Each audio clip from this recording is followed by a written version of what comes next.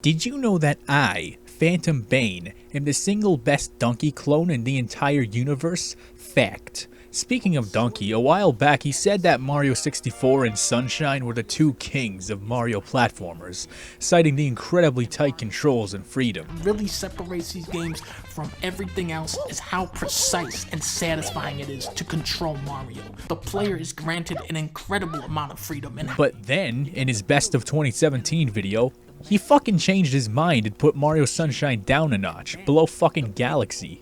Piece of shit. Don't get me wrong, all of these games are good, but Galaxy is much more of an art game than a game. It's a visual spectacle and the music is just fucking amazing, but on a mechanical level it's just completely outclassed by 64 and Sunshine.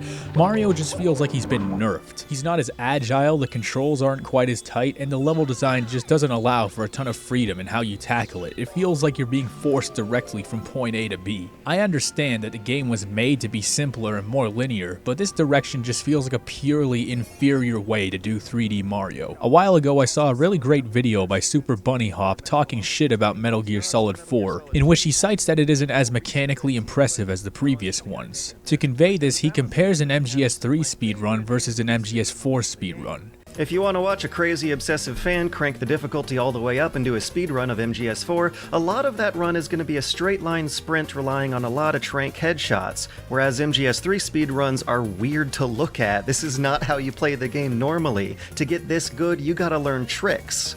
Now obviously these games have absolutely nothing to do with each other, but I believe you can apply similar logic to Mario Galaxy. If you watch a speedrun, there's some cool moments, but for the most part they don't seem to stray that far outside the arbitrary box that the average player would impose on themselves.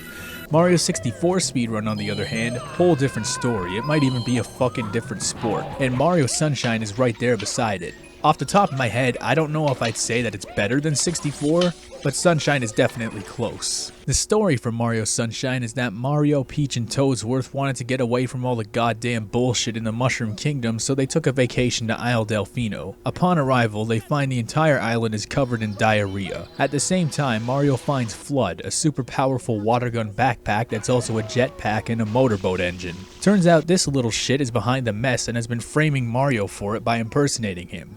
And it worked. Mario was sentenced to community service on arrival, after a court case that was over in less than 2 minutes. Now, with all due respect to the Delfino police and the criminal justice system, how can you confuse these guys? I mean, the guy who did it is obviously blue. This jury is racist. This guy is blue, and the judge is green, which makes him half blue. So did they go after the blue guy that did this? Nope, they get the white guy who looks vaguely like the blue guy. Just typical.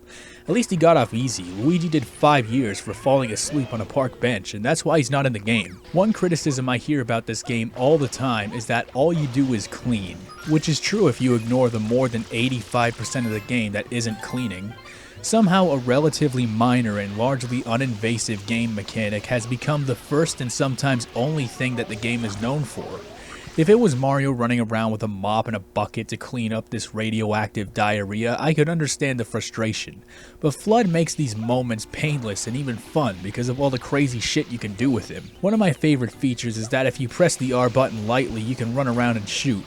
But if you press it all the way down, you can stop and aim. Flood also jacks the platforming mechanics way up because of the hover nozzle and the rocket nozzle.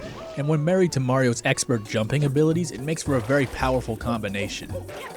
The fact that so many people believe that all you do is clean in this game is absolutely terrifying, because that means somewhere out there, somebody is orchestrating a conspiracy to push people away from good games, and it's probably the same person who told everybody that Earthworm Jim 3D sucks.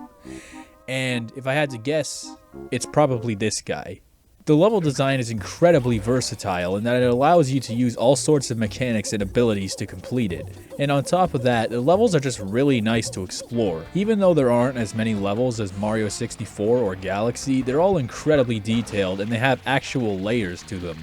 There's a small village, a harbor, an amusement park. My favorite is the hotel, where you can just break into people's rooms. Then there's these two people who were about to have sex with the door open for some reason. I think my favorite thing about the levels is that none of them feel generic. They're all incredibly unique and thematically interesting. It's not without recycled content. Some missions show up in multiple levels, but considering Mario Galaxy had straight up identical missions repeated in many of its levels with the dumb challenge comments, I think Sunshine is a lot more forgivable. Not to mention, Mario Galaxy has one level near the end that's a straight up palette swap of Honey Hive Galaxy, because Reggie thinks we're stupid and figured we wouldn't notice. One thing I love and slightly hate is the blue coins. Each level has 30 of them to find, which makes exploration very rewarding. The only issue I have is that some of them are in completely dumb places that you probably wouldn't guess, so you end up spraying anything that looks slightly distinctive. Another observation I have, which I'm a little conflicted about, is that the levels change depending on the mission. It's not so bad for the most part, because no matter what, you can pretty much always walk around and explore the levels no matter which mission you choose. Some of them make things more difficult, but usually the changing environment isn't very invasive. One thing that I take issue with is that you can't just wander around and get whatever shine sprite you want like in Mario 64. Well, you can do that sometimes, but because many of the missions have very elaborate and specific alterations, a lot of the time the other shine sprites simply aren't available. Also, I found that some levels have more or less coins depending on the mission, which makes getting the 100 coin stars way more tedious if you choose a bad mission. Most levels have a boss battle. You got the giant blooper where you have to literally rip off his fucking arms. They even spaz around after they're severed. Then there's this caterpillar who disintegrates before your eyes when you beat him.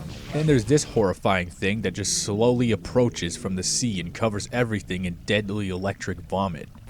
This shit is scary. Nintendo? What the fuck is your problem? Speaking of enemies, there are a lot of enemies that you'll remember from other Mario games like Cheep Cheep, Boo, Bloopers. But where's the Goombas? Where's the Koopas? Where's the fucking Goomba? One cool thing though is that you can use Yoshi to spray juice at the enemies and it turns them into platforms that you can jump on, which is possibly the coolest thing in the whole goddamn world. Oh shit, did I mention you can get Yoshi? Because you can do that. You can float through the air and jump real high, but if you... Wait, shit, let me try that again. He can float through the air and jump real high, but if he falls in the water, he'll probably die. He's also diabetic, which kinda sucks, cause if you don't eat every minute, you're totally fucked. The presentation of Sunshine is fantastic, the graphics are absolutely amazing, the water effects are fucking awesome looking, the levels are massive, and they often have this really high vantage point that allows you to just look around and observe your surroundings and get a lay of the land and whatnot. You can even see other levels off in the distance. It really gives the world a sense of interconnectedness. I especially love Peanut Island because you can see the harbor, the hotel, and the beach from the Ferris wheel. Another one of my favorite levels is Pianta Village because depending on the mission, it'll be daytime or nighttime, which surprisingly makes it feel like a different level in either case. Kinda reminds me of Fungi Forest. Mario Sunshine also does this really clever thing where as you get more shine sprites, the overworld gets gradually brighter. The sun begins to stretch further and further out until the entire island just lights up completely. This ingenious detail gives the player an amazingly subtle sense of advancement. On top of that, as you go further, the cleaning mechanic starts to just disappear to give the impression that the island is actually getting cleaner as you go along. Since its release, Mario Sunshine's difficulty has been subject to scrutiny, but it's important to remember that this is the sequel to Super Mario 64. Now, Mario 64 is a pretty easy game for the most part. There's some challenging parts, but in the end, it's entirely doable. It's not a difficult game by any means. In Mario Sunshine, the difficulty is generally higher than Mario 64, which is a very welcome change. But that's not what you want to hear. You want me to talk about the fucking lily pad level. You know, that level where you have to get Yoshi to ride on this boat to this island to transfer to another boat to this platform to transfer to another boat to this island because he can't swim? All just to get rid of this burning cheese just to get to the level? The level itself is a long pathway of water from Flint, Michigan. You have to use FLUDD to steer this shitty lily pad to get these red coins. Only problem is the lily pad dies after like 38 seconds, so if you miss a coin, your only option is to die. Or you can be a stupid bastard like me and do stupid jumps off the perimeter. A great example of the freedom this game gives you if you know what you're doing. Mario Sunshine is kind of notorious for the difficulty abruptly peaking at certain points. Despite this, it's entirely doable. Except for the goddamn pachinko machine. This is probably the single worst part of the game, and that is simply because there's invisible forces that fuck with your aerial maneuvers. What you're supposed to do is jump off this trampoline to launch yourself into the body of the structure, but alternatively, you can just wall jump up the chamber. You'd think this would stop you from being flung all over the place against your will from the force of the trampoline, but no. No matter what, when you get to the top of the launch chamber, invisible forces just fling you all over the place and just completely ignore your controls. I feel like every time I blamed the controls for sucking at a video game can be traced back to this level. Of course, usually when I bitch about controls, it's just a heat of the moment thing that I do because I'm pissed that I fucked up. But this is literally fucked up. I played this at a very young age and it was the bane of my existence. It's bullshit because the controls are amazing for the rest of the game. This part is just a complete anomaly. Aside from the pachinko machine, I think you'll find the game's difficulty is largely within reason, and you can push through with a bit of elbow grease, a bit of patience, and a visit to crunchyroll.com.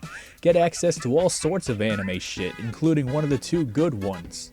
You can even start a free 14-day trial for Crunchyroll Premium. This isn't actually sponsored by Crunchyroll, although I wish it was because I kinda want to switch. So Crunchyroll, if you have any money lying around that you're not using, you know where to find me. Another thing that Mario Sunshine gets a lot of flack for is its cutscenes. So is everyone just complaining too much and blowing it out of proportion like they did with the cleaning mechanic? No, they're actually pretty bad. The voice acting is laughable, and it's married to supremely atrocious dialogue, with the wedding vows being a complete absence of lip syncing. What bothers me the most is the fact that they're pre-rendered, but the graphics don't look any better than the in-game graphics, which completely defeats the purpose of pre-rendering a cutscene. I would show you the cutscenes without any alterations, but Nintendo took my Wind Waker money for showing a certain cutscene from that game. So, if you want to see how bad the cutscenes are for yourself, just look them up. Let's just say they're so terrible that if I was Nintendo, I would never claim any video with them because I would be too ashamed to take money for that. Nintendo has always been the kind of developer to put gameplay before everything else, but when it does come time to tell a story, they usually do it pretty effectively. The Zelda series pretty much never fucks this up. Star Fox 64 managed to bring a story to life with dialogue that had entire backstories subtly written all over them, without interrupting the gameplay at all. When it comes to the Mario games, storytelling has pretty much been left entirely to the RPGs, with the main Marios being fairly minimalistic in this regard. Despite this, they sometimes pull it off. I really hate to say this, but story-wise, Mario Galaxy absolutely wipes the floor with Sunshine because they didn't go overboard with the voice acting.